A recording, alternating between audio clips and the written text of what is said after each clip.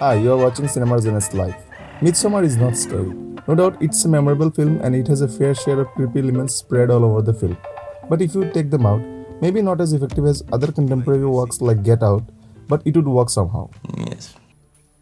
Horror has always been accompanied by other genres like slasher, gore, etc.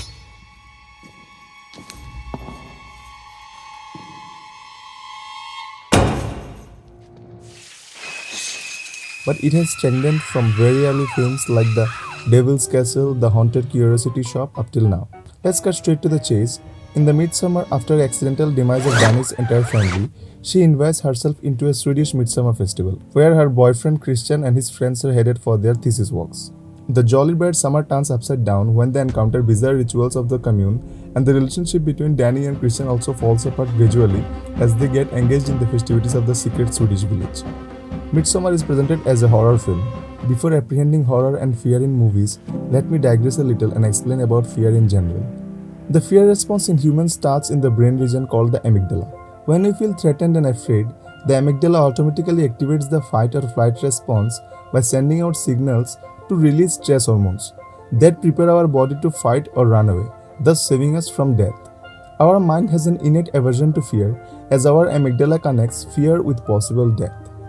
So, why do we feel terrified and show signs of anxiousness while watching a horror film? Although we know that there's no real danger or life threat, it's a movie, we say. Still, we feel so attached to the characters, especially the central character, that we wish we were there in their place to save or warn them about the imminent danger upon their lives. Look what they did to my hand, man. This phenomenon of vicariously learning about fear is called social fear transmission. It can be through storytelling or movies in this case. We understand that we could be in danger as the character in the movie. We could also be hunted. We too could die. With the exception of chlorophyll-based life forms on this planet, which is plants, Ah, every other life form consumes another life by not being consumed. All life forms have responses to the stimuli in the environment. Agriculture is only 10 to 14,000 years old. Most of our behaviors are behaviors that evolved in great scarcity of food. So what gave human beings the ability to amplify this very experience that every other species has? The ability to amplify the amount of food we can reach and eat, and the ability to amplify our hiding and safeguarding ourselves from predators हाँ came from being able to tell each other stories. हाँ Correct? I can mark spots and tell you that look where you find these spots. Remember that there are tigers hiding. There मतलब are, heads up दे रहे हैं आपको. right? Or हाँ. or don't eat these mushrooms with these spots because they are poisonous. You will die. हाँ, correct. कहानी हो So गई. we tell each other stories so that we can amplify our abilities to live. Exactly. To live. Or not to die. In a film or a horror film, this social transmission of fear is facilitated by cinematography and editing. They keep us, the audience, with the headspace of the subject. Use of POV and subjective shots are more frequent. We get an insight into their mind. If they are happy, sad, alone, feeling threatened, etc.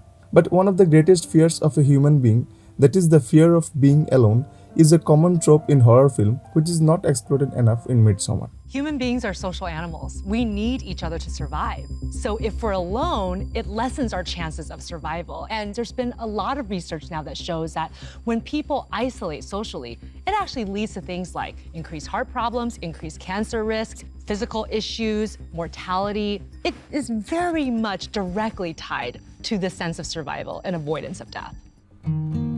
Dani's loneliness worsens with her parents' death, but when she reaches the alien place, she is welcomed in a more affectionate way than others. Their attitude towards her in her pain, loss, or heartbreak was to console her.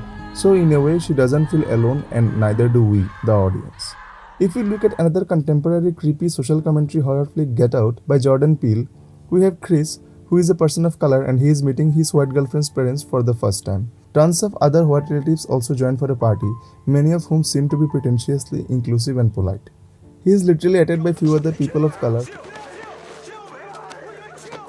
who he thought would provide some security and genuine acceptance to him. Even his girlfriend seems to be passively denying the red flags he raises and tries to tame him in a way. It's fine. It's fine. It's not a big deal. It's not a big deal. Forget about it. He is completely secluded by their attitude towards him.